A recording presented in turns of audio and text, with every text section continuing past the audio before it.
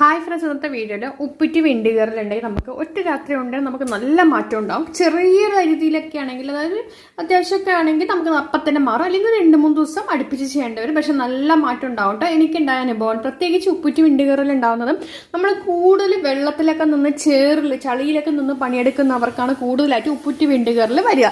അപ്പൊ അങ്ങനെയുള്ളവർക്ക് നമുക്ക് എന്താ ചെയ്യണം, അതുപോലത്തെ ഒരു വാസ്ലൈൻ എടുക്കുക കേട്ടോ. അപ്പൊ ഇതുപോലത്തെ ഒരു വാസ്ലൈൻ എടുത്ത ശേഷം നമ്മുടെ കാല് നന്നായിട്ട് കഴുകി സോപ്പിട്ട് നന്നായി തുണച്ച് ഉണങ്ങിയ ശേഷം രാത്രിയാണ് ഇത് ചെയ്യേണ്ടത്.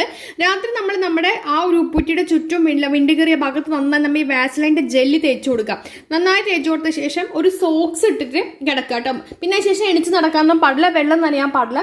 നന്നായി കഴുകിയ കാലായിരിക്കണം. എന്നിട്ട് നന്നായി നന്നായി തുണി വെച്ച് തുടച്ച ശേഷം വേണം നമ്മളത് കാലിലേക്ക് പുരട്ടി കൊടുക്കാൻ.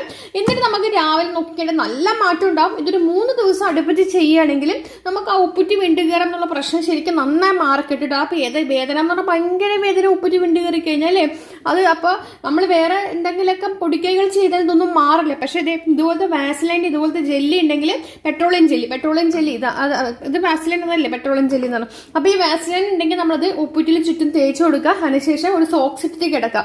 അപ്പം ബെഡിലൊന്നും ആവൂലല്ലോ. 3 ദിവസം അടുപ്പിച്ച് ചെയ്ത് നോക്കുക. നിങ്ങൾക്ക് ഉപ്പ് കിട്ടി വിണ്ടുകയറാനുള്ള പ്രശ്നം മാറി കിട്ടും. ചെയ്ത് നോക്കുക. അടുത്ത വീഡിയോ വരാം.